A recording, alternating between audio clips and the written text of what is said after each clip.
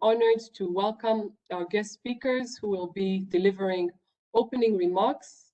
And I believe through their opening remarks, there's a lot we'll learn from their respective sectors, but also we'll hear a lot more on the opportunities that the digital skills has for youth employment post-COVID, but also as we continue to fight this crisis.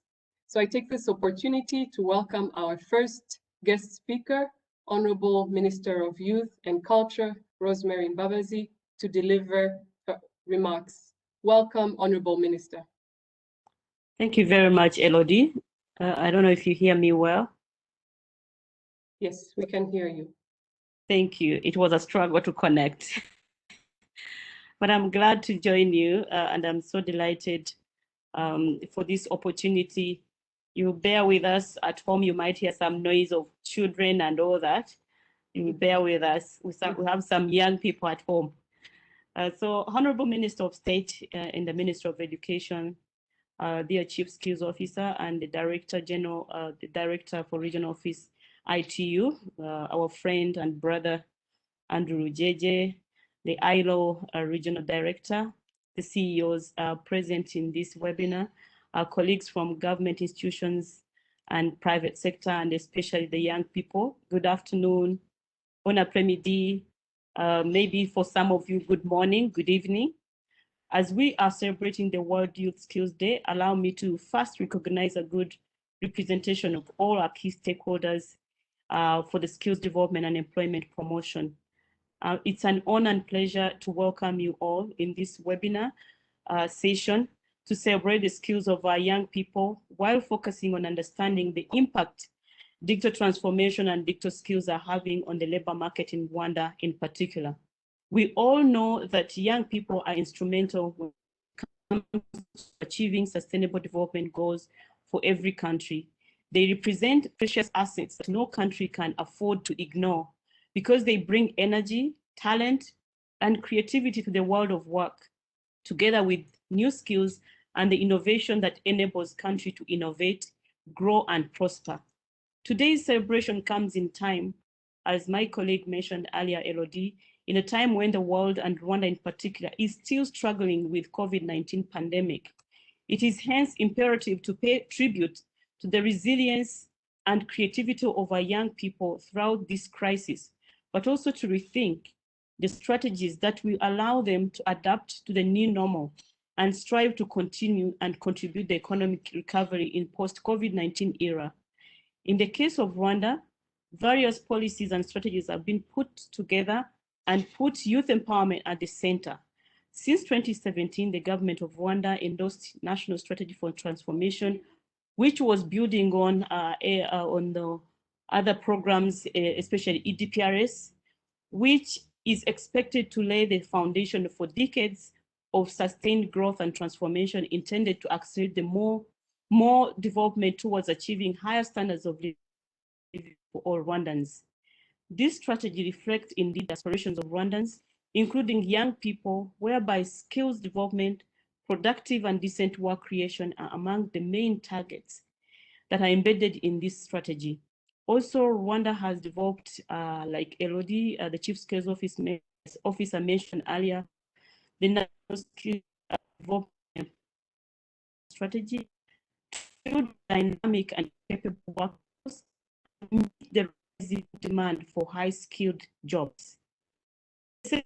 Rwanda joins the rest of to enroll and implement Generation Unlimited program, a program intended to meet the urgent needs of young people, including but not limited to secondary education and skills, school to work transition, youth entrepreneurship and self-employment, and also creating decent jobs for youth, and most importantly, drive youth, young people's participation and civic engagement.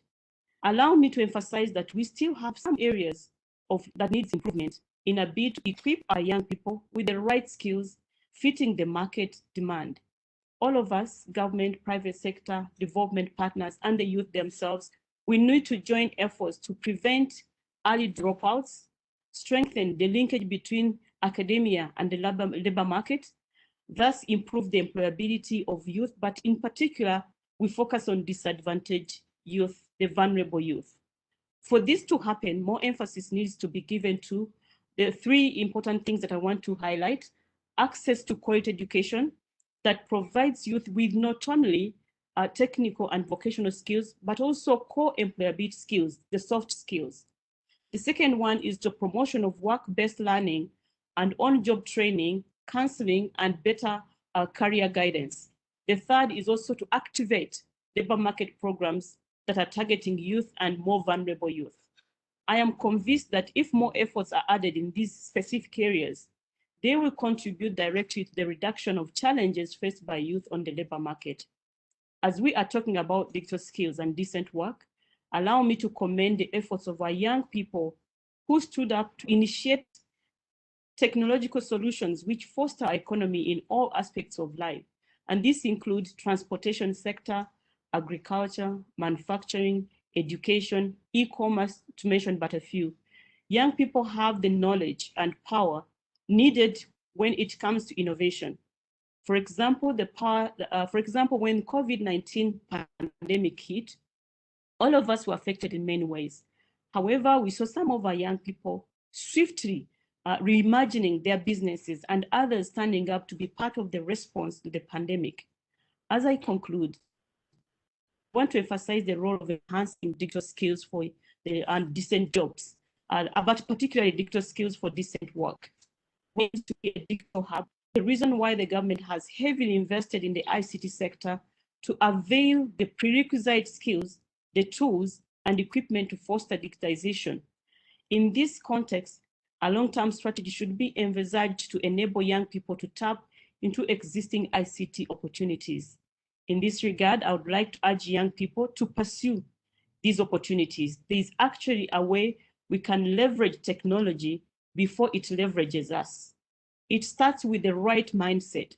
It starts with having growth mindset that creates and desire the confidence and the confidence that you can learn a new thing every day and grow bigger than you are today.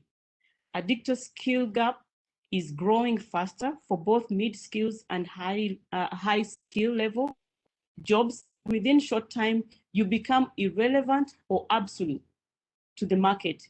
You have to keep this in mind and remain as game changers in the digital transformation era. I urge youth to be open to learn every day, to be open and agile, to adapt to change.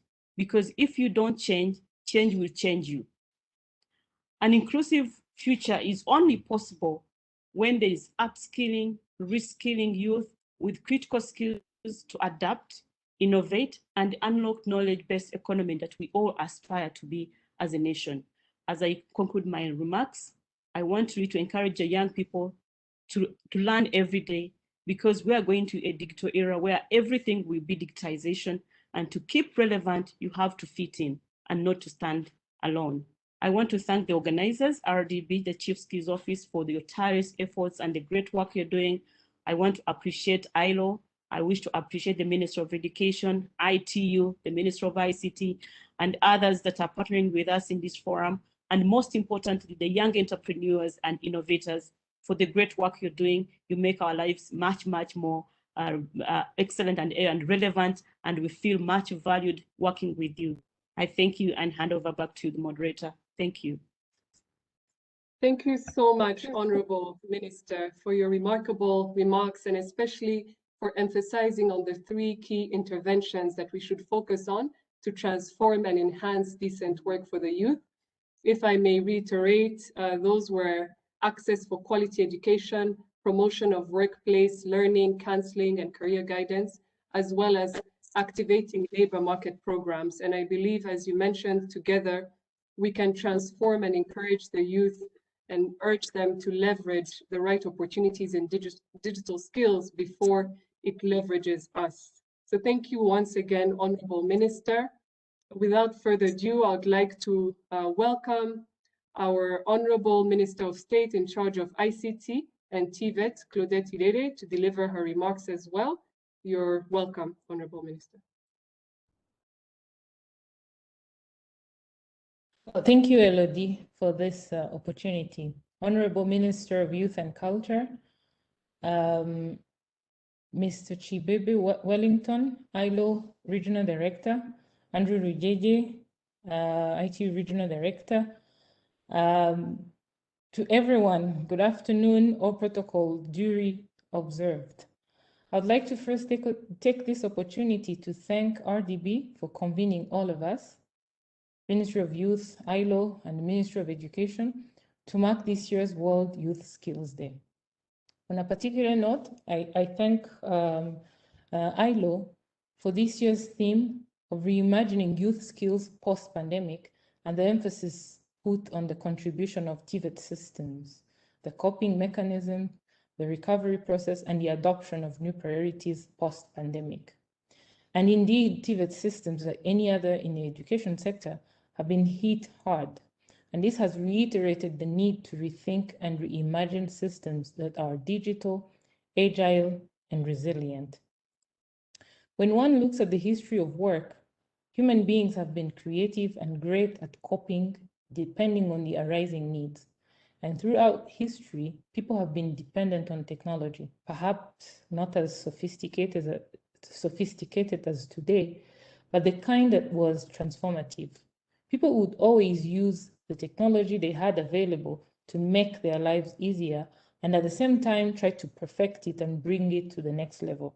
This is how the concept of the Industrial Revolution began. In the first revolution, the concept of mechanization started, as well as the invention of steam engine, which was at the heart of manufacturing. And because of the first one, technology was advanced that in the second revolution, steel is produced, and this is when the automobile industry sees the day alongside other technologies. And in the third and the fourth revolutions, sources of energy have drastically been innovated, and the era of the internet ushers us into a new world. In all these revolutions, human beings have had the ingenuity to not only create, but to adapt as well.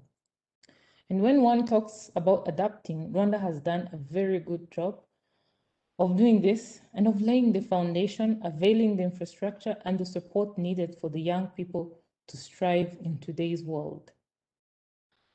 While I was preparing for this, I looked into a few resources. And one of them was that was particularly interesting. It was a study done by the Institute for the Future that has categorized into 4 types of workers that have emerged in today's world. And I would like us to take a good look and see if we can identify them among our young generations today. The first type is called the microworker. Think of how our motor riders disrupted themselves when the pandemic hit and lockdown started. All of a sudden, they were delivering food, groceries, parcels, and one would work for 3 or 4 different companies. And this meant that they are logged into 4 different digital platforms. And most importantly, they are independent and they work at their own convenient time. This is just an example. And there are more, many more like this. Designers, for instance. Now think, how many of the motor riders are in the youth age bracket? There are many, you will agree with me. The second type is the amplified entrepreneur. Think of e-commerce businesses that emerged during this pandemic. They had to rely on so many other micro workers, including the micro worker that I just mentioned above, as an example, the riders. But they needed other micro workers, such as accountants, designers, like I just said, and all of these micro workers are not on their payroll. The amplified entrepreneur calls on them when they need them. These entrepreneurs are the ones sitting at home that have an army of micro workers at their service. Again, many of these amplified entrepreneurs fall in the youth age bracket as well. The third one is the dream builder. Think of the many employees, mainly from the public sector, that have a side hustle or go to school to build their professional portfolios. Many in the tech industry are like this. I know I was for a little while. They go to their 7 to 5 jobs daily, and right after that, spend most of their time building their dream job or business. How many businesses did we see emerging during this pandemic from people that we absolutely had no idea we could do them? And we got to know about these businesses through technology. The dream builders harness the power of technology to broadcast their businesses, using their earnings to invest in their dreams. Again, think of the age bracket. You will agree with me that these are the youth, and we know many of them. The last one is the culture hacker. Think of the coffee shops, the gyms, the salons, the atelier, the maker spaces that have become co-working spaces that have an enormous power of gathering. The culture hackers have found a way of merging the digital, the social, and the economical aspects together in a way that no other organization does. Most importantly, they bring the three types of workers under one roof, the three types of workers that I mentioned above. Again, think of the age bracket for these people that you meet in these spaces. They are all youth. What these types of workers teach us is that digital has created new and distributed types of jobs that are different from what we have had traditionally. And to harness this, we need to recognize that indeed it is happening and it is transformational in so many ways. And the skill sets that we build and prepare, starting from our own classrooms, should be able to respond to the current needs, but also propel us into the future. One needs not to worry that robots, AI are soon taking our jobs away, but the bigger question should be, what's next? And how can we prepare ourselves for whatever comes next? With these remarks, I wish to thank you for your kind attention and for your involvement in these key discussions. And I hope that you'll continue to think of innovative ways to recover from this pandemic and drive our country, the region, and Africa forward. Thank you once again for your kind attention.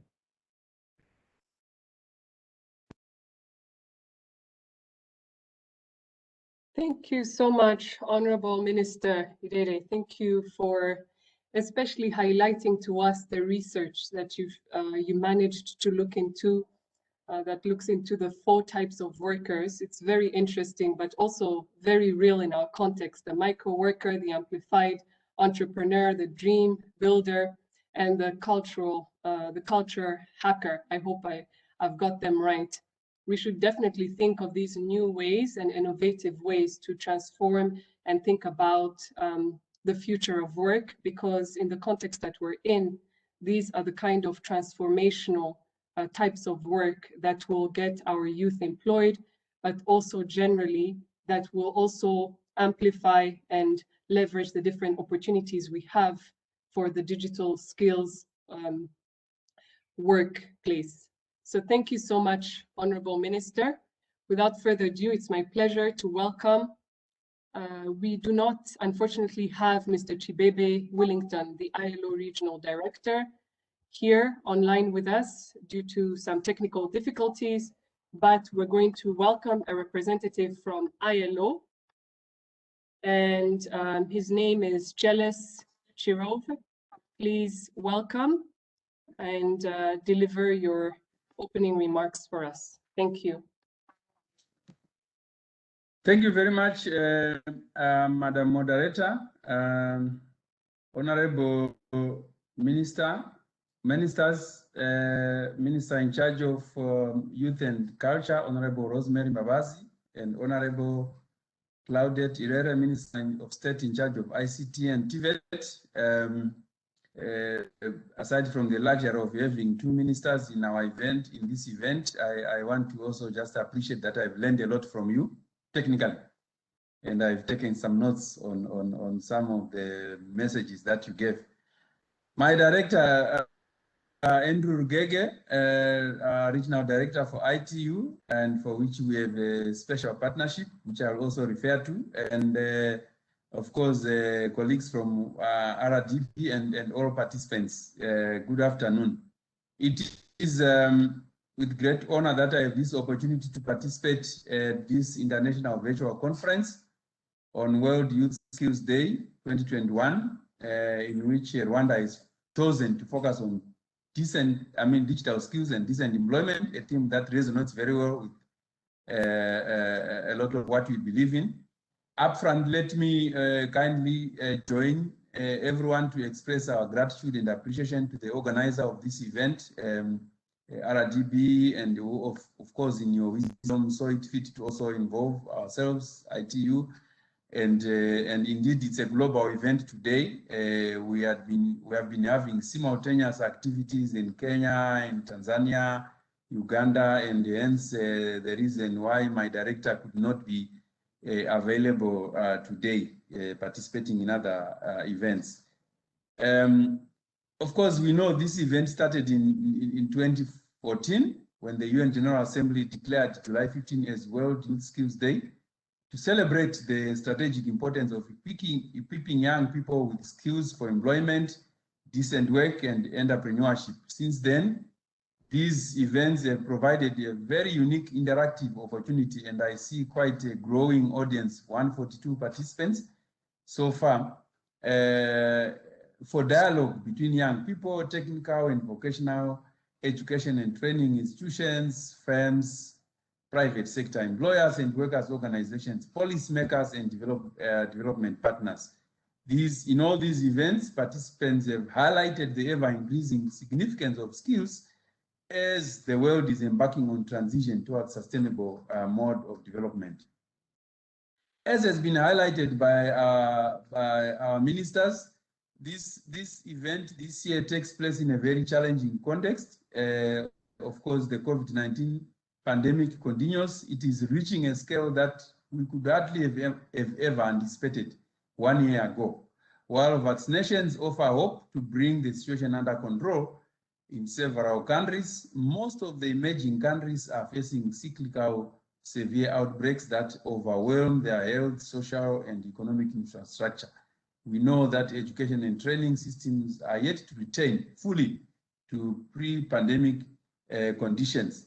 Respondents to a global survey of TVET institutions jointly conducted by ILO, UNESCO, and World Bank reported that distance learning has become the most common way of imparting skills, with considerable difficulties regarding, among others, issues related to curriculum, trainee and trainer preparedness, connectivity, assessment, and certification process across all levels. This pandemic induced restrictions and lockdowns have also resulted in a global recession. We have seen this IMF estimates that the world economy contracted by 3.3% in 2020, and once that the recovery in 2021, which was estimated at 6%, remains uncertain. The ILO globally estimates that 8.8% of work hours were lost in 2020, which is equivalent to 255 million full-time jobs. You can see the extent of the impact there. The World Bank underscores that continuous trends towards poverty reduction observed in 2020 as expected before the pandemic. The number of people living in extreme poverty increased by 93%. In 2021, ILO published what is called a World Economic and Social Outlook report, which is our flagship report, which notes that digital economy is really transforming the world of work. It also notes that over the past decade, the expansion in broadband connectivity, cloud computing, and along with innovations in information technologies have enabled economic transactions and exchange of large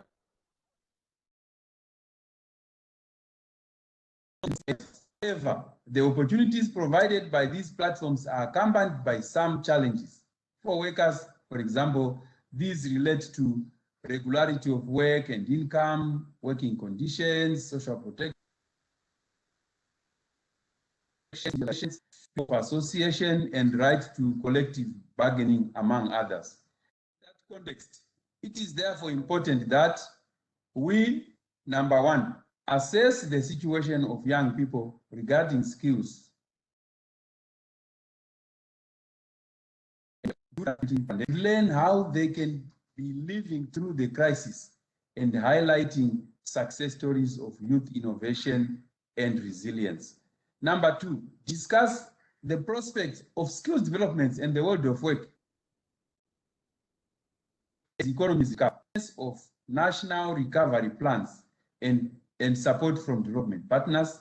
And then number 3, reflect on how TVET stakeholders can collaborate to scale up skills development and help reconcile the short-term need for economic recovery with the urgent need for accelerating transition into sustainable development. Honorable Ministers, ladies and gentlemen, by way of a response, I'm happy to say that the ILO, in collaboration with ITU, and also happy that our brother Gwege is here and physically present in Rwanda, and the AU Commission has initiated a process to develop a program on boosting jobs and enhancing skills development for youth in the digital economy in Rwanda. The program is looking at 3 aspects: job creation and entrepreneurship opportunities in the digital economy. We realize the importance of stimulating the demand side for labor, especially for young workers. Secondly, investment in youth digital skills. Now, this is also addressing the challenges and gaps on the supply side. And then thirdly, preparing public and private employment services in the digital era. This is now trying to intermediate between labor demand and labor supply. This program will work in a partnership approach, and we have been speaking to the ministries in charge of youth and culture, ministry in charge of ICT and innovation, ministry of public service and labor, to develop these partnerships in conjunction also with RDB, RISA, as well as also other development partners like the World Bank, amongst others, so that we can be able to reach the scale for higher impact. I'm very confident that my brother Gege will also speak to this in some more detail, but this is a joint program that is started off in 6 African countries, and we hope that such programs can help support the country's transitions onto the digital economy and present a huge opportunities to bolster the economies and also recover back better after the COVID-19. Thank you very much for your attention, and it is my pleasure to be participating in this forum and looking forward to also hear the deliberations from the rest of the participants. Thank you, and thank you for your attention.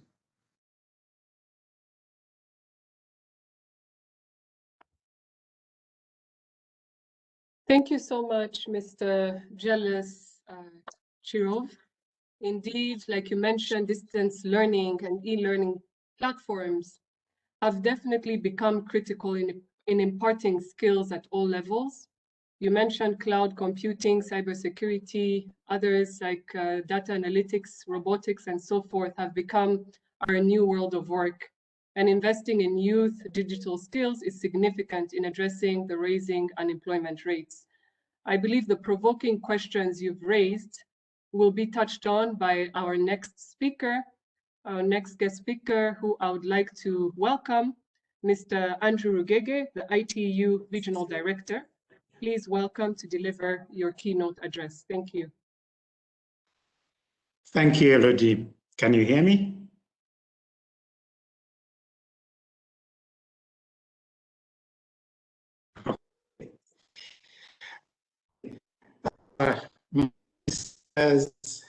Honorable Rosemary Mbabazi, Minister of Youth and Culture, my sister, Honorable Claudette, Minister of State in charge of ICT and TVET, my friend Chibebe Wellington, ILO Regional Director for Tanzania, Burundi, Kenya, Uganda, and Rwanda, now represented by my other friend, Jealous. Esteemed participants, distinguished colleagues, ladies and gentlemen, before I forget, I really want to thank RDB and the other partners for organizing this very, very important and very timely seminar. I'm pleased to be with you this afternoon, particularly on this day, the World Youth Skills Day. Am I okay? Can you hear me? You can, okay. Yes, we can hear you. Thank you, thank you. On this day where we are able to address digital skills and decent employment for the youth particularly, and most on site in Kigali. My regular station is Addis Ababa. Africa's digital transformation is an important opportunity, one that Rwanda has made great strides and is leading the way in several areas, leveraging technologies and digital transformation for sustainable growth. African governments across the continent have issued a strong commitment to embracing technology, expanding broadband internet access, and equipping all Africans with the appropriate digital skills to leverage the growing digital economy. It's a repeated theme as I go around and talk to the ministers in different countries and look at the digital aspirations of the countries. This is on top of the line.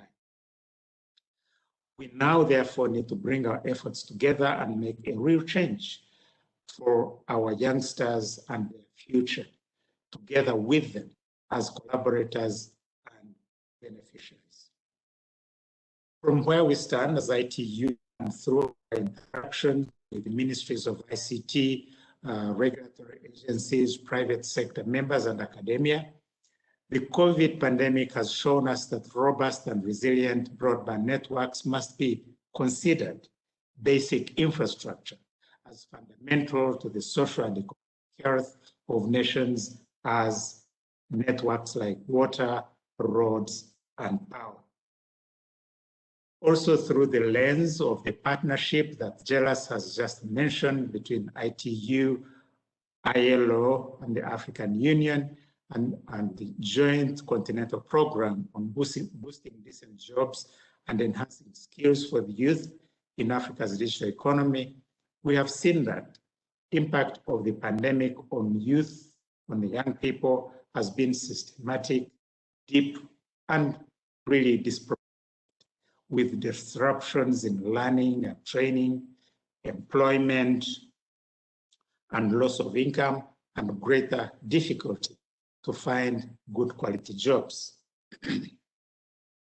ITU research further shows that where networks exist and are affordable, lack of skills still remains a major impediment to digital access.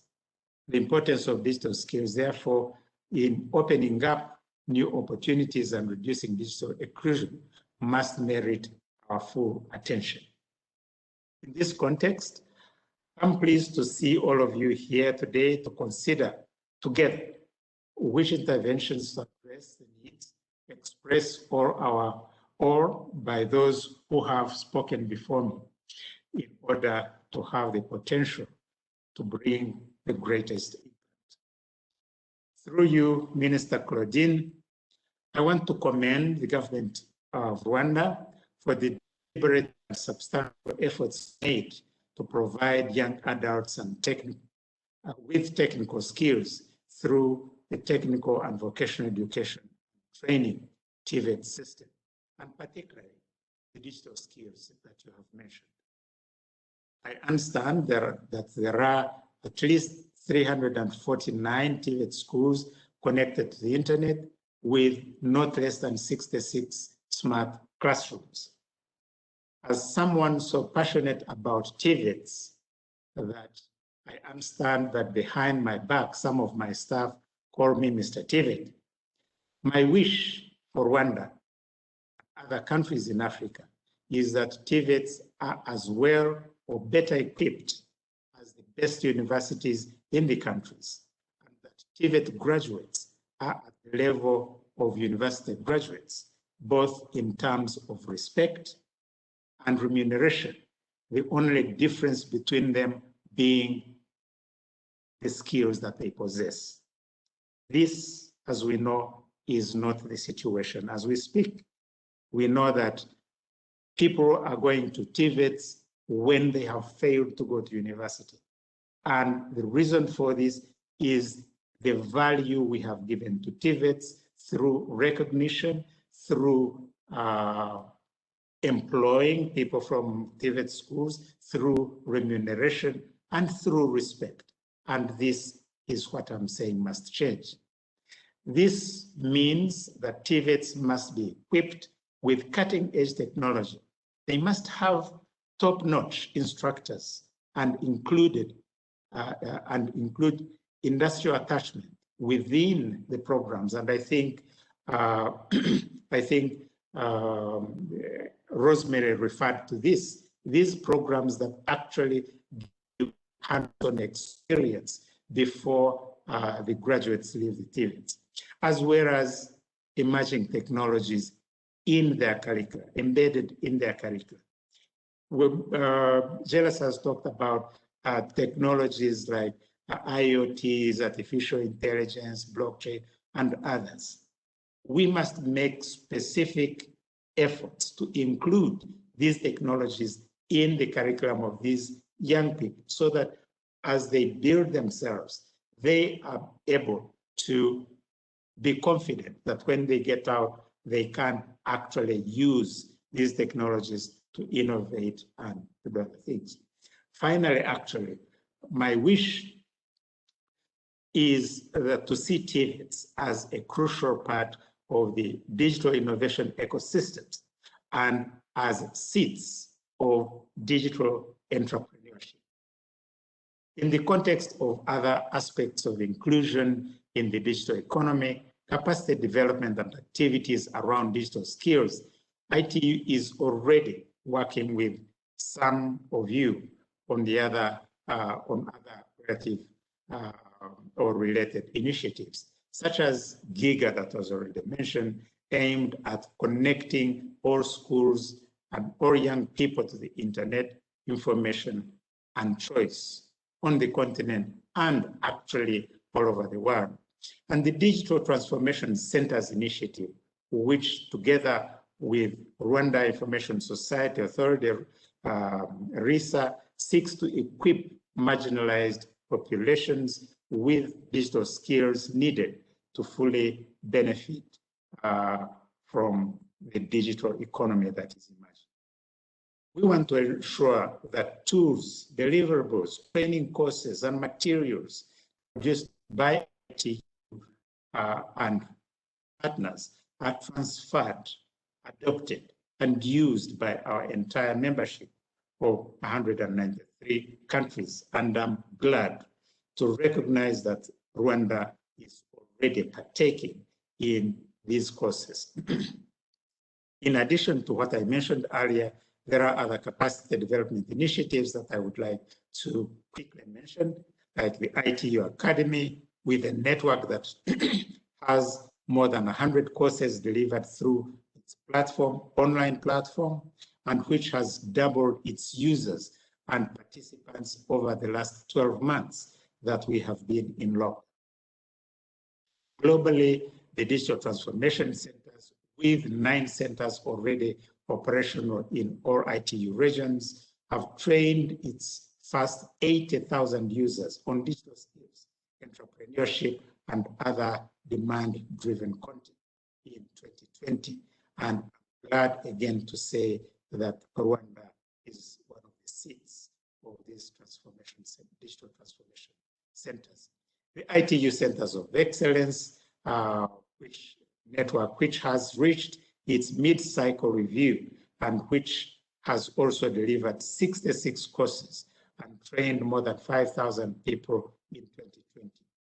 Linked to this, I would also like to mention the Digital Skills Assessment Guidebook, published in May 2020 and presented to member states in regional webinars, and the Digital Skills Insights 2020, published in September 2020.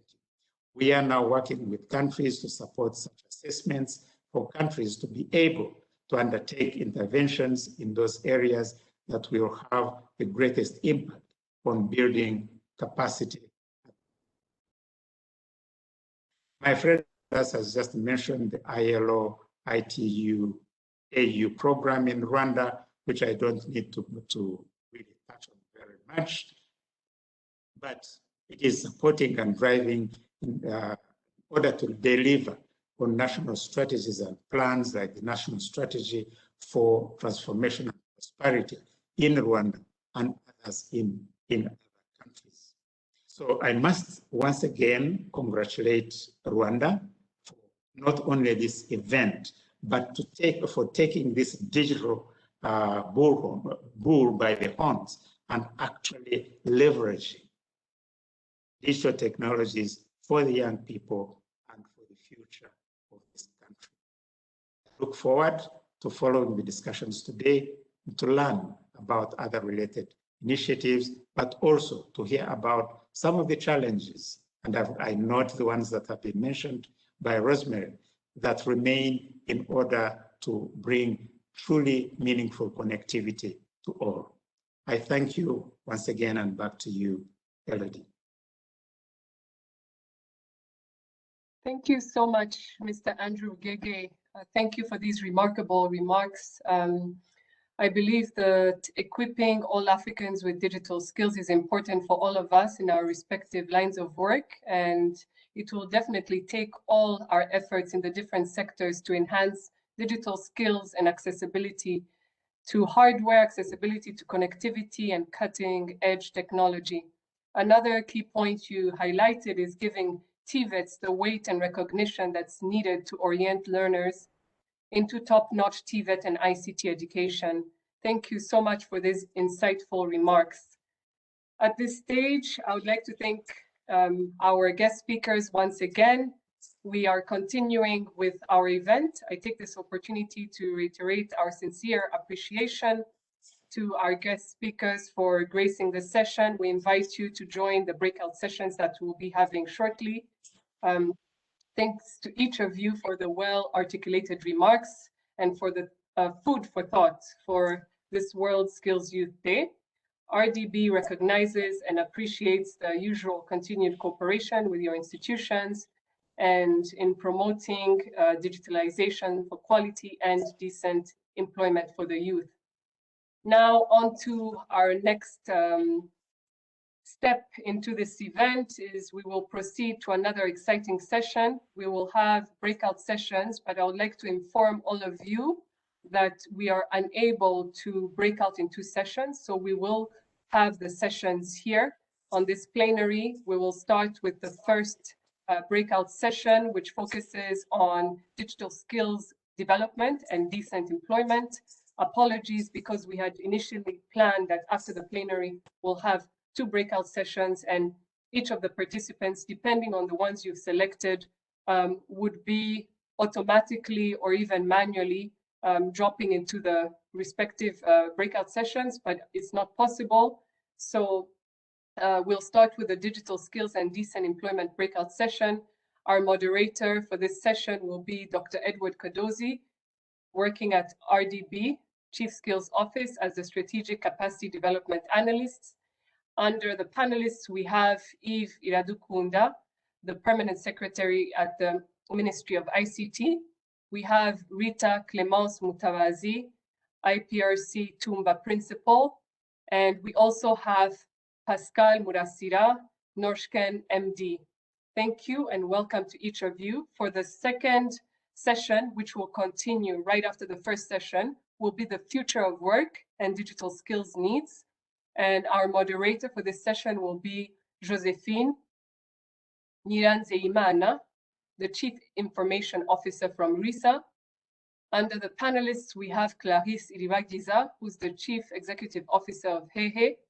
We have Hannah Adams, Harambee Youth Employment Accelerator, Regional Manager. We also have Patrick Butiana, CEO of AC Group. Once again, thank you, panelists. We welcome you And for now, I'll hand it over to Dr. Kadozi to lead us through the first session. Thank you. Thank you, Elodie. Thank you, our guest speakers, and thank you, our panelists. Can you hear me? Can you hear me, Elodie? Okay, great. Thank you, Elodie, and thank you, our panelists. I think for the interest of time, since we had thought that we have two separate breakout sessions, now it is one. I will try to be brief and leave out some of the messages I had planned to deliver. I will try to just go straight to the questions, and I really appreciate and wish to recognize our panelists, our distinguished panelists, who are the experts, policymakers, and practitioners in the field. So if I could start with this note that we all believe that digital technologies are transforming our societies and our labor market with the potential to create jobs, but also to determine the values of our societies, how we have the equitable societies, address the issues that are affecting most of our societies, like inequalities, poverty. So I will just, as our panelists have been introduced, I will just say some of the ground rules, just the three of them, that we will have short notes, a discussion. I had planned the questions for every panelist, but I will reduce these questions. I will start with Honorable Eradokuna, the Permanent Secretary in the Ministry of ICT, and I would be happy to raise some of these questions, of which that most of my questions just stimulate the discussion, and later on that we will welcome the audience also to raise their questions. If you look at the strategies of Ministry of ICT and Innovations, one of the targets for the Ministry of ICT, maybe for the interest of our participants, Ministry of ICT estimates that employment in the ICT sector will rise to around 100,000 workers by 2035. I'll be very happy to hear from Permanent Secretary Eve, where are these jobs will come from? Which sectors that do have the potentials to create these jobs in the next years to come for our interest of our youth, but also our investors that are following us. Thank you, Mr. Evan. Thank you, Dr. Edward, for the great question. But before I jump into the question itself, I just wanted to appreciate the opportunity to join this important conversation today.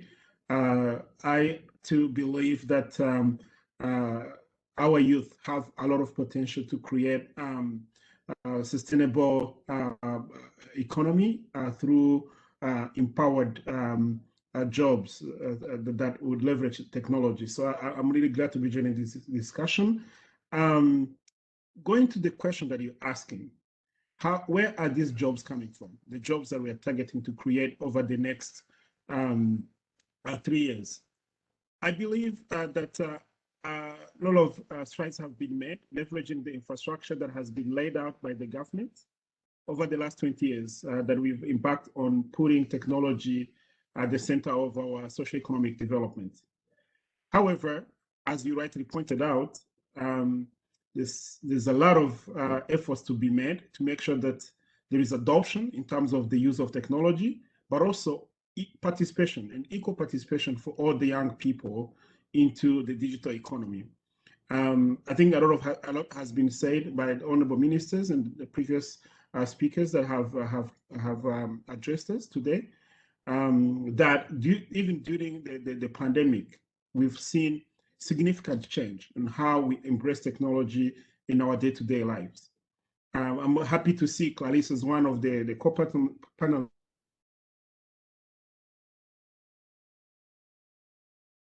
entire agriculture value chain, being transformed, and from the farmer to the motor driver that Honorable Minister Claudette touched on, to the supermarkets, to the women selling fruits on a stand in the neighborhood. We've seen all of them embracing technology in one way or the other, whether it's in ordering their produce, whether it's in the form of payments that they're using, particularly when we had lockdown periods that were extended in the country. So I believe that we've seen a bit more of adoption, leveraging the technologies that have been laid out. Now, when you ask where the jobs are coming from, number one is to start with the kind of skills, the basic skills to all the citizens to be able to embrace and adopt technology in the day-to-day. That creates opportunity for the entrepreneurs, like Alice from the call, to then be able to create businesses that can bring on board new employees and that can then address to the same audience that I'm talking about. At the basic skills, we have a program called the Digital Ambassadors Program. This has been one way that we're able to get to the citizen, provide them digital skills. And we have initiatives such as Connect Rwanda to promote the adoption of smartphones so that they can access some of these services. But similarly, when you look at the high-tech jobs that I think almost every panelist touched on, we've also, as a country, put in place, centers of excellence, leading institutions, to the extreme of the likes of Carnegie Mellon, Ames, and others, as well as at a younger age, the Rwanda Coding Academy, the Andela program that are developing the next engineers for the future. And all of these are programs that we believe over the next few years are starting to produce talent that is competitive on the global labor market, but most importantly, the kind of talent that can drive innovation for our ecosystem. And we're seeing programs such as NOSCAN, and I know Pascal is one of the panelists, that are coming here to now take that journey a bit further by investing in the kind of companies that these young people will be creating. So there is a lot that is happening in terms of creating the jobs, which is really the center of your question, leveraging technology. A lot has been done from infrastructure skills. A lot more needs to be done, which is what I appreciate this conversation, bring together different government entities, development partners, as well as the private sector to think about how are we coming together to create the jobs that we want to provide to the youth, and how do the youth become the driver of that journey. So I believe that the target we've set ourselves is probably more than realistic if we indeed continue to provide this kind of fora and kind of support that enable our talent to create startup companies, to create the kind of jobs that will multiply into job creation. So maybe I'll pause there to say at the Ministry of ICT Innovation, we really laying the ground from a policy perspective, but also looking for collaboration with all entities that can bring this vision to reality. And I look forward to taking a few notes from the discussion today. Thank you, Mr. Eve. Thank you, PS. Thank you for putting out these areas. I like the aspect of agriculture value chain, using the basic skills that will create jobs and promote the centers of excellence, putting in place the right infrastructures. Allow me to proceed with Madam Lita Cremas, the principal of TVET College Tuba. For her question, I'll be happy to read just one question. I think I will touch on the issue that always really I'm intrigued when it comes to this issue of jobs and employment, the issue of skills mismatch. So whenever you get into this field of employment and skills development, the issue of skills mismatch comes up. So, Madam Lita, how is TVET colleges are working out to address this issue of skills mismatch, mostly by leveraging on the technologies in the education? Thank you.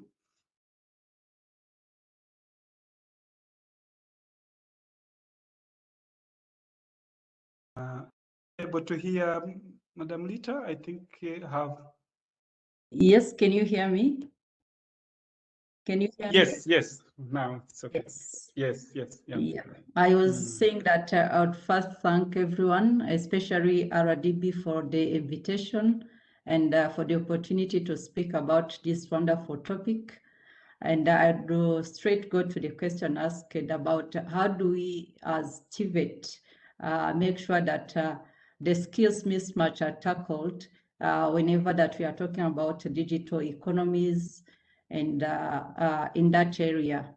My first point will be we first, as TVET, we make sure that we ensure the access. How do we ensure the access? We usually look at the issue of infrastructure in our schools. I think different speakers have tackled that. How are we schools connected to the internet? What are the tools that are available for them to use in teaching and learning? And also we look at how do we also make sure that beyond the access, we are also making sure that we are imparting the skills needed to our learners. I will take the kind of two examples. We usually focus on digital basic skills as anyone else would want to have while teaching. Let's say, how do runners have the basic skills to interact with their trainers? How do trainers have such basic skills? But also we look at how do we even go beyond and use the technology in our classrooms and in what we are teaching. You can understand that if we talk about TVET, some people maybe, if I give an example, think about the construction sector. Usually when you are learning about the construction sector and you are a student in TVET, let's say you are taking a certain course related maybe to masonry, you'd have to learn the technical drawing. How do you draw a house? How do you have different perspective of a house, and how do you even look at the structures of the house? And we go beyond and we look at how do we teach the digital, how do we use the digital tools and even teach the digital skills needed in the construction sector. We do teach, we make sure that our runners have access to the software, latest software that they are using while learning a specific sector or a specific trade and a skill, so they can be able to not only leverage their skills beyond, but also cope with the changes that may be coming in that specific area. I would also want to talk about how do we even ourselves, like the whole sector, make sure that we are making sure that beyond even the teaching and the learning, moving from the basic skills to advanced skills as needed in a specific area. How do we make sure that whatever they learned, they can go beyond and make sure that they innovate, they use that with the real life scenarios? Most of you would know that most of the graduate or even the student in TVET are known for innovation. You will see, I used to be very, very happy and interacting with journalists whenever they see a certain discovery anywhere and they call me. What are you helping with these kids to develop their talent? And most of the talents you would see in TVET, they are digital based. So you will see a student maybe learning telecom related options, going beyond and thinking about how do we make sure that what we are learning, if it is in a certain module, maybe where I need to know how sensors work, also be used in agriculture. You will see that they will create things like maybe an egg incubator that has to monitor which is smart and has to monitor how eggs can be incubated and later on give chicks without even using the traditional methods that we know. You would see them going beyond in agriculture and looking at how do we make sure that we do a smart irrigation machinery or an innovation. And you will see them going beyond and do things that they are beyond the basic skills we gave. They are beyond using just the digital skills and the software they learned in school, but they are also making sure that those skills they gained, they are helping them to solve issues in the society. So that's how we are trying to make sure that our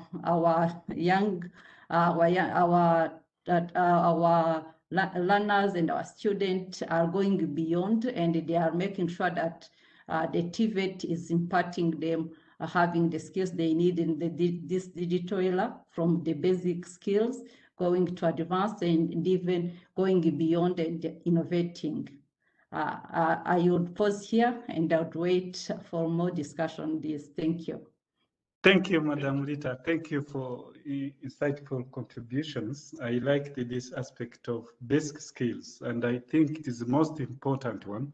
Probably when we get to Mr. Pascal Mulasira, who is in the industry, maybe we'll touch on that. And improving technologies in your learning so that they are able to connect with the market. So thank you very much. Allow me to proceed to Mr. Pascal Mulasira, who is the Managing Director of NOSCAN Foundation. If you look at what Mr. Pascal and his team are doing, and you think about this entrepreneurship and startups, I like their way they are approaching the industry by creating the space for the young innovators and startups to flourish. So I have just one question for Mr. Pascal, and thank you very much for accepting our invitation.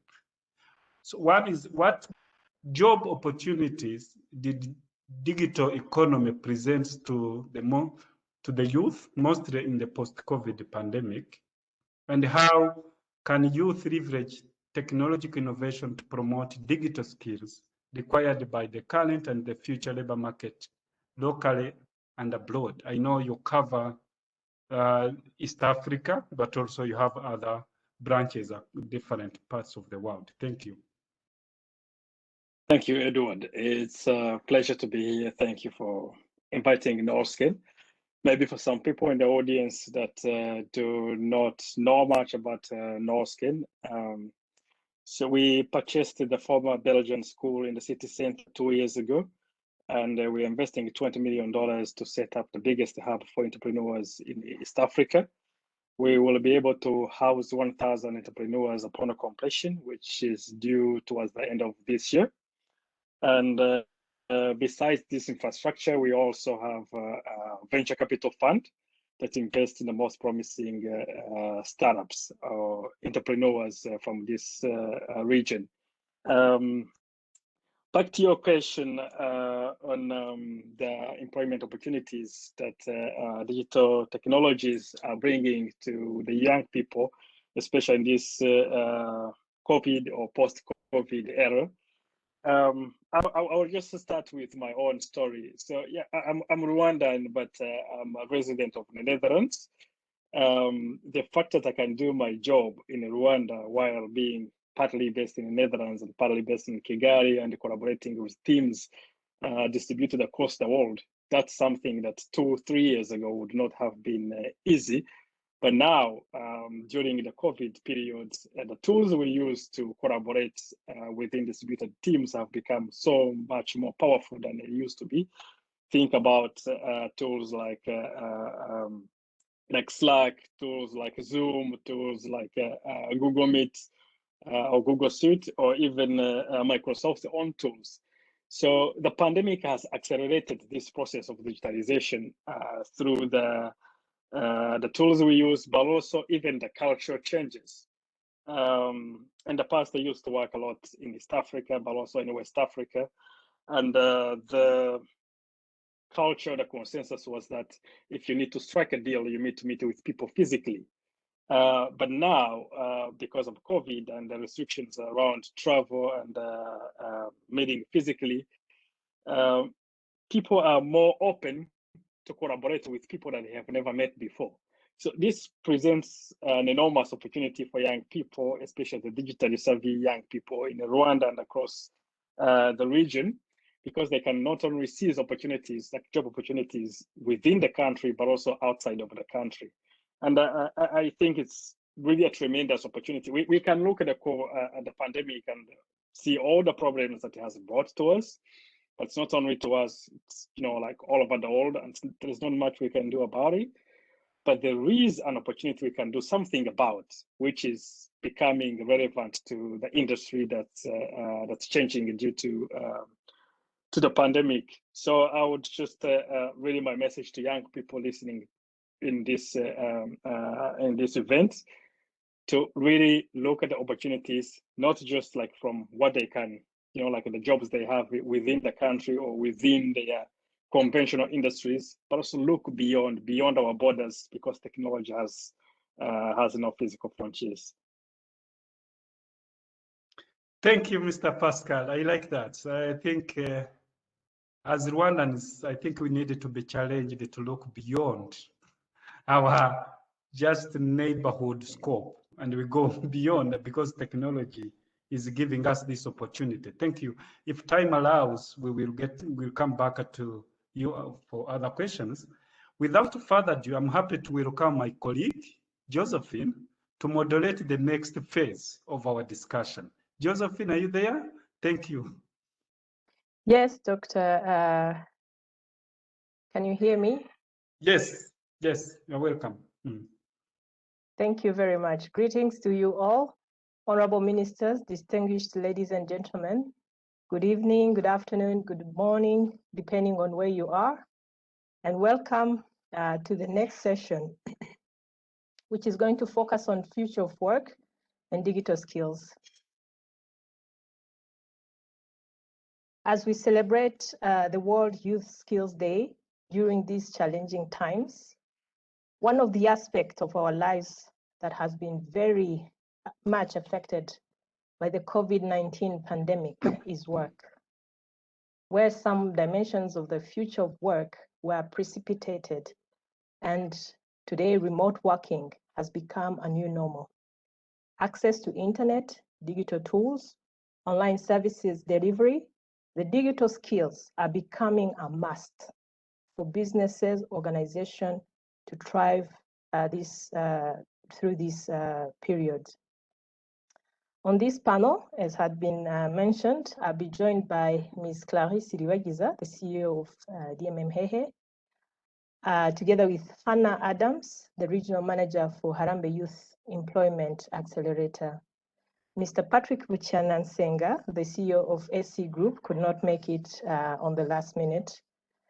Hence, welcome once again, welcome you to this panel. Starting off our discussion, I'm going to ask each of our panelists to briefly introduce the work they do and reflect a bit on what skill they think a youth worker needs to have. Let's start with Clarisse. Over to you, Clarisse. Thank you very much, Josephine, and thank you so much, RDB, for having me here today. Yes, Josephine, just to respond to your question in terms of what we do, Hehe is a technology company, specifically geolocation company, and our vision is to create a perfect market so Africans can live a life of abundance. And what's a perfect market? It's the ability to match demand and supply using digital technologies for us, specifically geolocation technologies. And just to respond again to your question, what skill in particular do I think that young people should have? I believe the ability to continuously learn, that's really critical for us as we see all the different transformations and changes that come with technology and every industrial revolution. Having the mindset for one to be able to continuously adapt to these changes and learn new skills, relearn whatever it is that they need to learn is a really critical skill for one to have. And yeah, just to quickly respond to you, that's what I believe. Thanks, Clarisse. Over to you, Hannah. Thanks so much. And thank you to everyone who joined the call, specifically to the CSO office for organizing this whole panel. I work with Harambee Youth Employment Accelerator. We're a nonprofit NGO that works with employers, with government, and with young people to try to bridge the skill gaps between supply and demand, so between a young person and an opportunity. And to answer your question around what are the skills that young people need, I think as we heard from everyone on this panel, digital skills are going to be the #1 skill that a young person needs in terms of the opportunities that we're seeing in the future. So this year alone, Rwanda was named as one of the top destinations for online customer service. And in order to build that business process outsourcing industry, we're going to need a pipeline of young people that are ready to take those jobs. And across the board, those jobs are requiring a high level of digital literacy skills. Thank you so much. I believe our audience has already some comments and maybe questions on the topic. But as was introduced, you can use the chat box and share your feedback or thoughts, as we really want this to be an exchange and have practical takeaways. So back to you, Clarisse.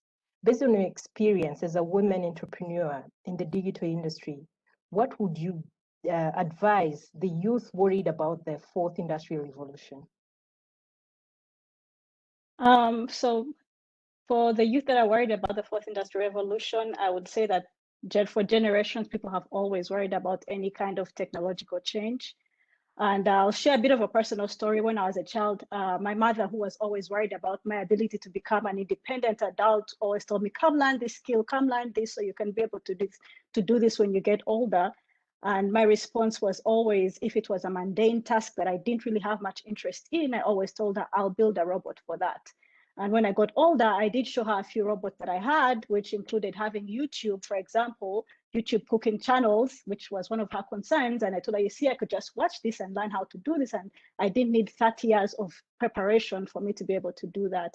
And what I would say about this is we just need to flip the way that we look at the technology revolutions or the industrial revolutions that have happened in every generation, because technology has really come to enhance our human experience and really automate some of those things that are not necessarily very core or fundamental to who we are as human beings. So just changing that mindset and not looking at it as a threat, but rather understanding it, first of all, understand what these technology changes mean.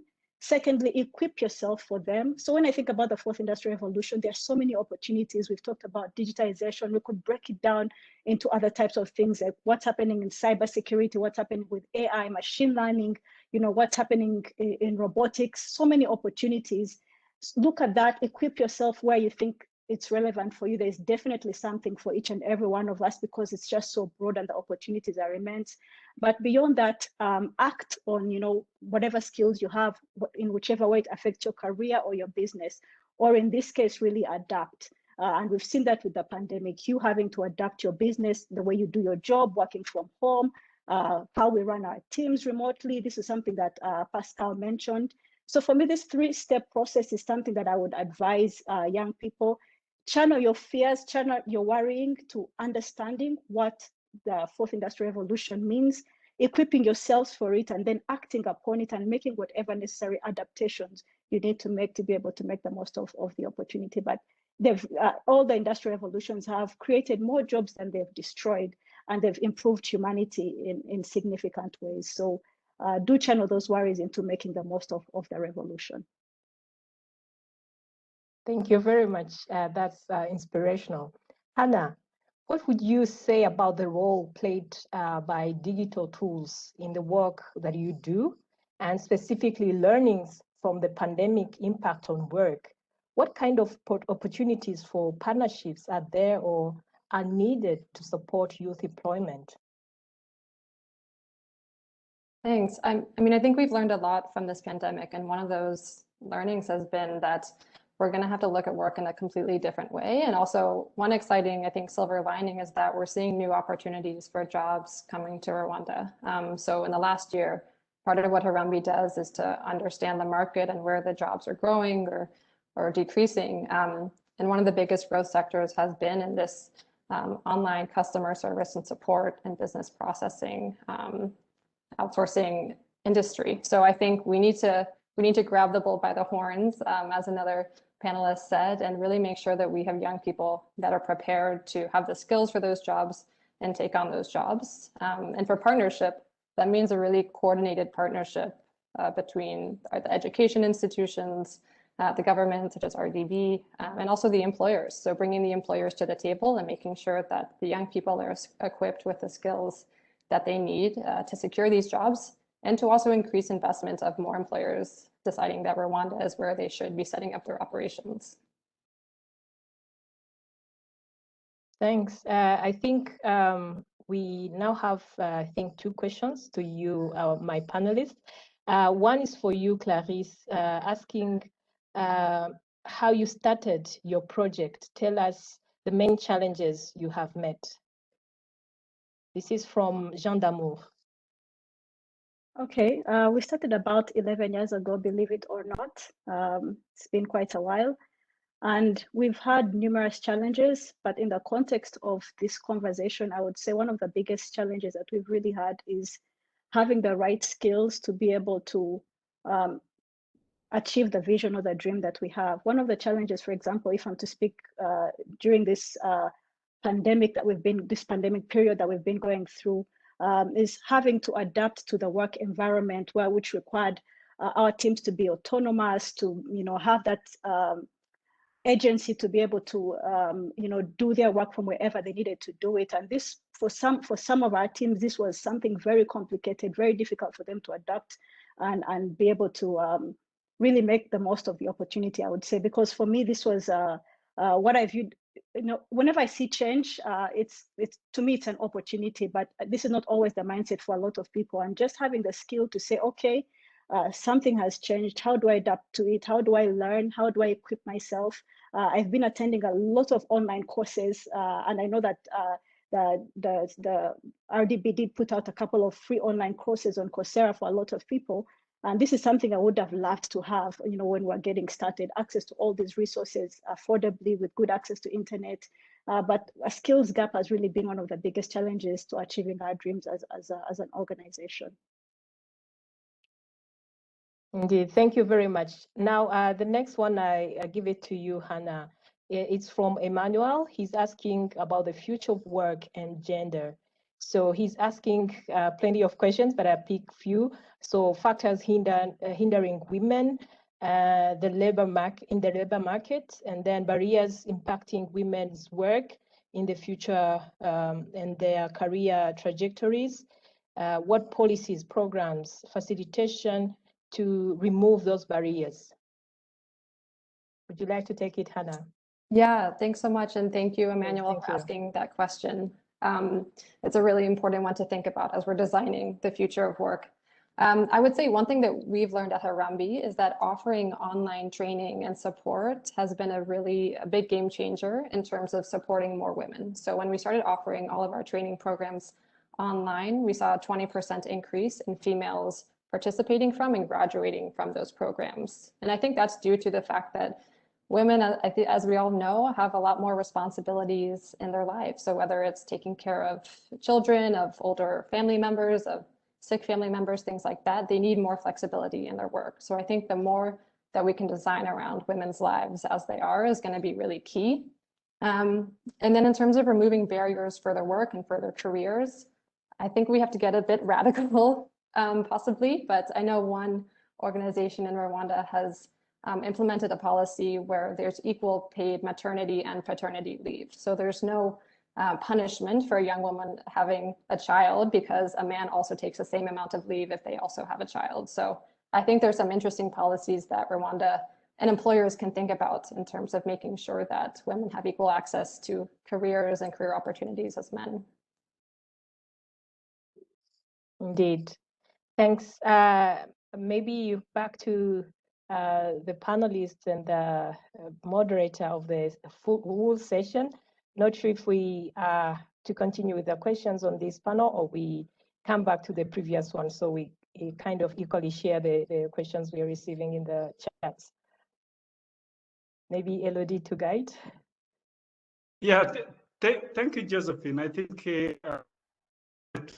proceed with this session. In fact, you had already started it. It's just the session of welcoming the contribution of the participants.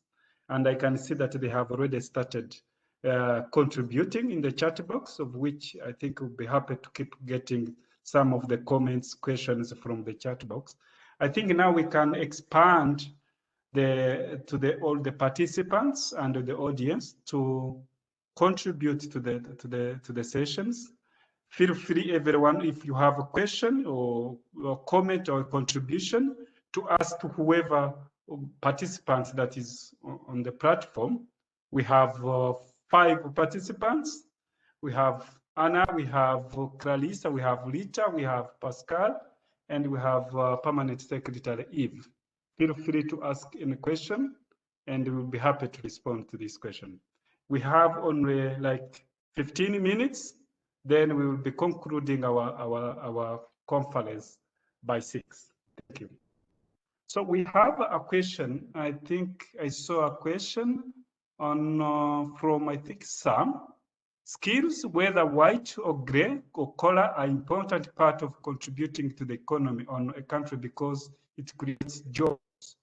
Would giving relevance in terms of building startups to focus on skills, cleaners, plumbers. It makes sense in this age, or all focus just on digital skills. I think we can take probably this could go to Mr. Pascal, the nature of these skills that are required. Yes, Pascal, could you help us to address this question?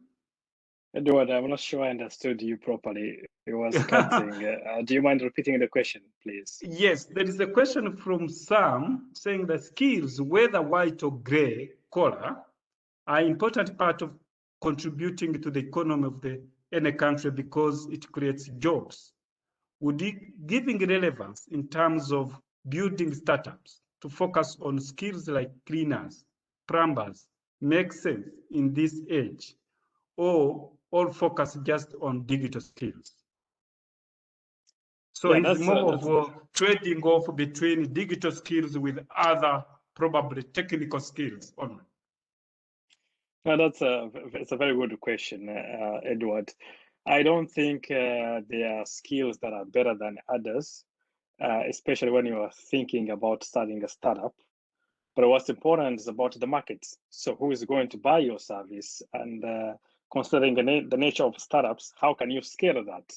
So plumbing, we all need those services. They are very important services, but you need to think as an entrepreneur, how are you going to scale that? If you are a plumber and you can serve 10 people per day, what if you have 100,000 people per day? How will you serve them? Maybe technology can be one of those tools you can use to scale maybe the number of plumbers or the customers, or how you approach this opportunity. So it's not really about the skill, the wrong or the right skills, but it's about the opportunity and how you can take it to a scale that makes financial sense.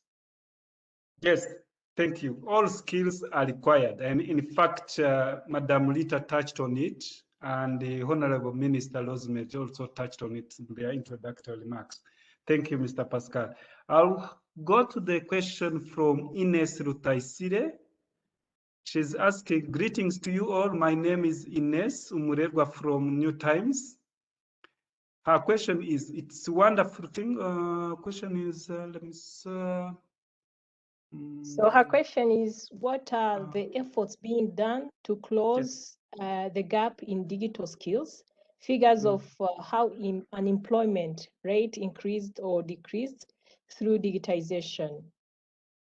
Yep, thank you so much. I think I'd be happy if this question could go to Mr. Eve, Permanent Secretary and the Minister of City. Absolutely, happy to speak to this. I think it's a very good question that you're asking, Ines. I think there are several efforts that are being done by the government, and most recently, His Excellency President Kagame, through the Generation Equality Forum that was just happening on July 1st in Paris, provided a statement of government's commitment in terms of addressing the gaps in digital divide, and among other things, there was a focus on making sure that there is a skills, so commitment to develop skills, and with an emphasis actually on young girls and women at the same time, and also looking at devices, access to affordable devices that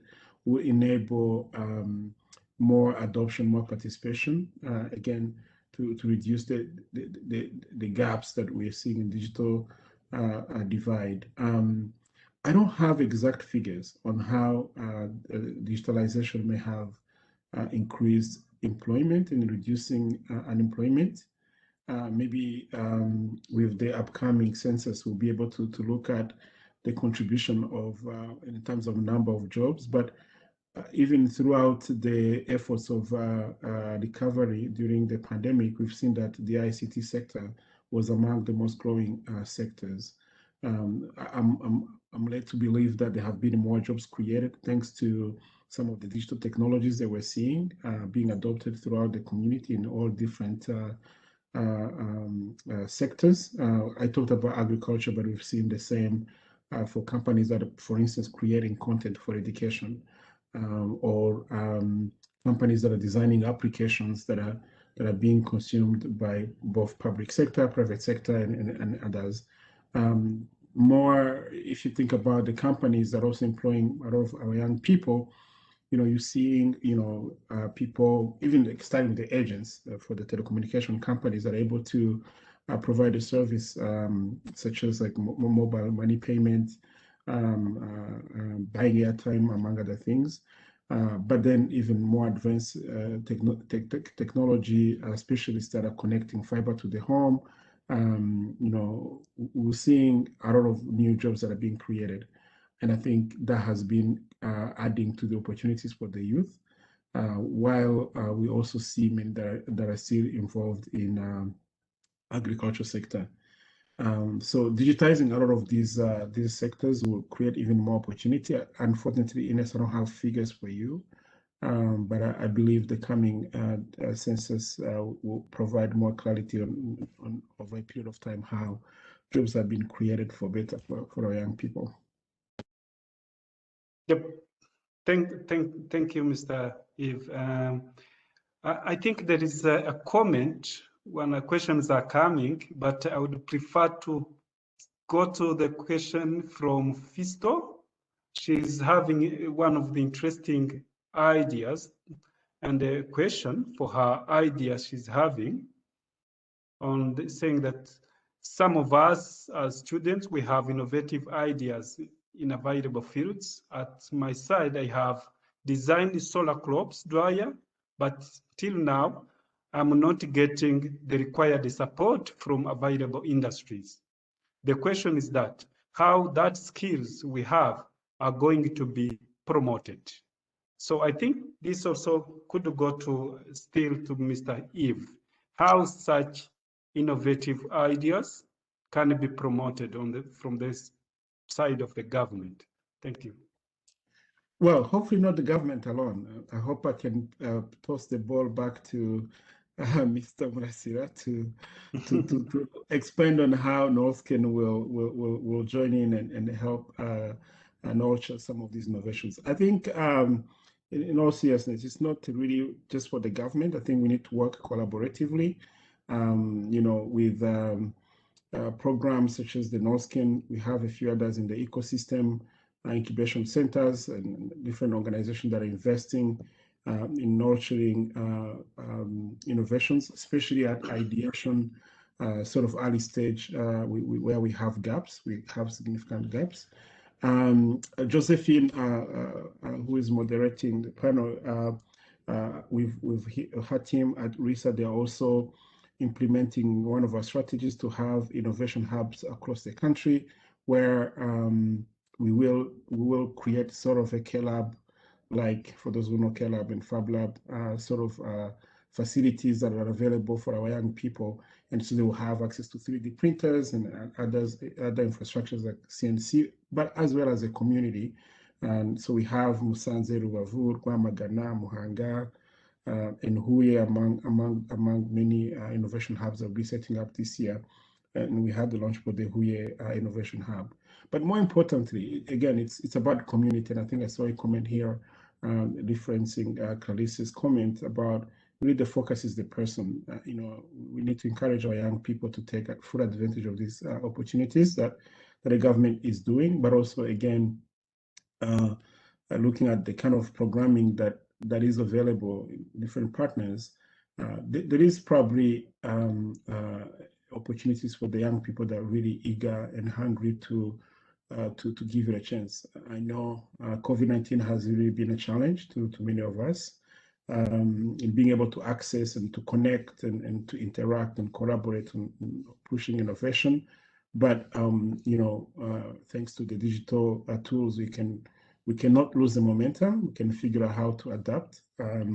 But look forward to the near future where we can really have meaningful ways we can accelerate. So the government is doing a lot. We're doing a policy on the Startup Act. We're doing technology-enabled innovation policy. We're also leveraging the investment code that provides for a startup fund that we hope to set up and put in place. Again, we hope to work with programs such as NOSCAN and many others in the ecosystem to make sure that this innovation can be nurtured into successful ventures. And Rwanda has a strategy to be a proof of concept country. So the talent that we talked about earlier, we need to figure out how they come together, collaborate on ideas that can launch here and grow regionally and globally. So there's so many programs, so many opportunities. Really, young people, as you know, the leadership of our country puts forward all opportunities to create ways that you can be involved. So I'm glad I can be a part of seeing this coming together. And despite the challenges we are in now, I hope in the near future we can find some of these ideas materialize to support better the innovation ecosystem. Yeah, thank you, Mr. I think you could welcome Mr. Pascal to say something on this question as we tend to the end to the conclusion of our session. Mr. Pascal, on these ideas, these innovative ideas that are coming up, so how can you advise our youth that are having these innovative ideas? Yeah, it is a very important question. And there are a lot of innovations, but the opportunities to scale those innovations are scarce, or they go to few people. So at NOSCAN, what we're really trying to do is the house we're building in the central business district of Kigali is to build this space under one roof where all these innovations can come together. And that is for two reasons. The first reason is because when you're next to other entrepreneurs, like hundreds of other entrepreneurs, there is that positive jealousy and energy that happens in the house. And we get this philosophy from Stockholm, Sweden, where we're originally from. Stockholm is a city of just 1 million people, but they have 16 unicorns. And some of the biggest companies like Spotify or Klarna that the founder of NOSCAN also co-founded, they are valued more than $50 billion. And it's not just because Stockholm is more innovative than Berlin, which is a much bigger city. It's just because you have so much concentration of entrepreneurial mindsets in one physical space. So that's at more that more like more smaller scale level that we're trying to replicate in Kigali. And that's in one hand, drives innovation and competition among the entrepreneurial community. But on the other hand, which is most relevant to this question, it brings attention to the house and to the innovations that are happening there. So that the attention from potential partners, attention from investors, attention from potential clients, but also attention from media. You need all this attention for these kind of innovations that the participant mentioned, and that's really what you're trying to do. And I feel like it's as PSE have already mentioned, it's our responsibility collectively to make sure that these entrepreneurs, these innovations are well known, not only within the country, but even globally, because this is the future. So they need our support. Thank you, Pascal, and thank you. Really, this innovation needed to be known, and I have been working on this. That's the question. Are all innovations that are out there known to the youth? Yeah. Edward, can I add just yes, one yes, last thing? Yes. So at North Kenya, we are also going to set up what we call an exhibition or innovation hall or startup gallery, whatever, however you decide to call it, where all these innovations can be showcased physically, permanently in a physical place in the city center, where all these high-profile visitors, but also business people in the city center can come and visit them. Some kind of like permanent showroom for these type of innovations, which we hope can also again help bring more attention to these entrepreneurs. Great news. I think the youth are hearing and innovators are hearing. So allow me to proceed to this question that will go to both Madam Rita and Clarisse. Madam Rita on this aspect of academic, but also TVET, then Clarisse on the practical part. The question from Teddy Kaneza is saying, is there any opportunity for people who want to learn web design, software development? I think our TVET schools are covering most of these things, but also I wanted to take it to the practical industry part where Madam Clarisse also touches on this. So could we start with Madam Rita to address this, to convey this information maybe to the youth? Thank you, Edward. I think, yes, we do teach web design and software development. Actually, if you see most of the innovations around the e-commerce and the website designing are from the TVET graduates or students. So we would welcome Teddy if she wants to run. We have also short courses based.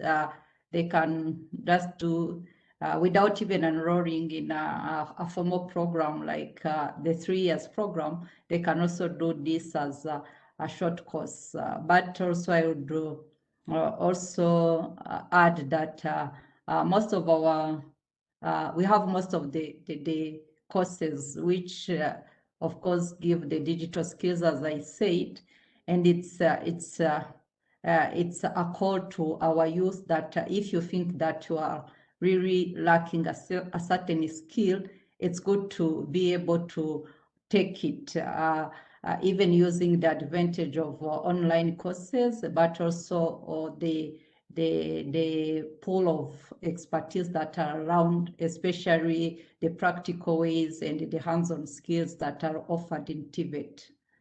Thank you. Thank you. I think I'll just yeah. Yes, go ahead. Yes, I'll just echo what Rita said. Really, there are so many resources, whether it's the current TVETs. I learned my web design skills initially from the University of Rwanda, where I was doing my degree. But also there are so many online resources. And I believe, again, RDB did open up a couple of these resources available. And I'm glad that you're able to join us virtually online, which means you have access to the internet.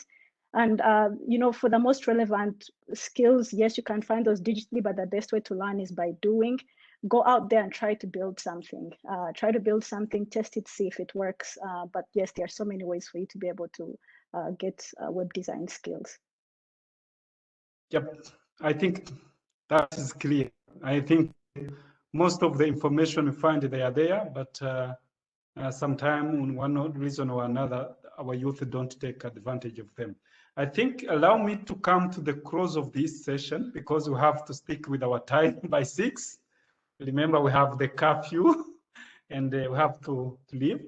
I think we have even covered all the questions. Let me just, I will not have time to recap of what we have discussed. We shall share with you all the proceedings and the key points that were raised from this conference. But allow me to thank you all, our participants, our guest speakers, our district panelists, our moderators, Josephine, and the others that were working from the background. Thank you so much on the behalf of RDB. We really appreciate your time, your contribution. You have brought it to this. And I assure you that we will continue organize such events so that our youth are able to be informed of good initiatives that are coming up, whether promoted by the government or other stakeholders. So we needed to we will be bringing out these initiatives as RDB, but in collaboration with our stakeholders. We work together. We thank you very much. Without further ado, I'll be happy to welcome Mr. Eve to conclude for us this session. Thank you. Thank you. Thank you, Dr. Edward. I think I will really express my gratitude to have been a part of this discussion and to RDB for convening us, but most importantly to the honorable ministers who provided very insightful remarks earlier on into the discussion, and to all the partners that are working tirelessly to bring opportunities for the youth to acquire skills, but also most importantly, leveraging the digital skills to access opportunities that are becoming more and more available for us in this digital world. I want to thank all the panelists for insights that have been shared, but also importantly, thank the audience that was very engaging. I can see that many are young people, and through your questions, I see a hunger to learn. I see desire to grow, and I think that's a good start in terms of the pursuit of the kind of skills that will usher you to creating jobs that will benefit you and benefit your fellow young people. Once again, I want to express my gratitude to everyone who's been part of this discussion. I wish you well. Please stay safe and well as we continue to fight the COVID-19 pandemic. And with that, I wish you a great evening. Thank you very much. Thank you, and have a good evening. All the best. Stay safe. Bye. Thank you. Bye. Thank you. Yeah.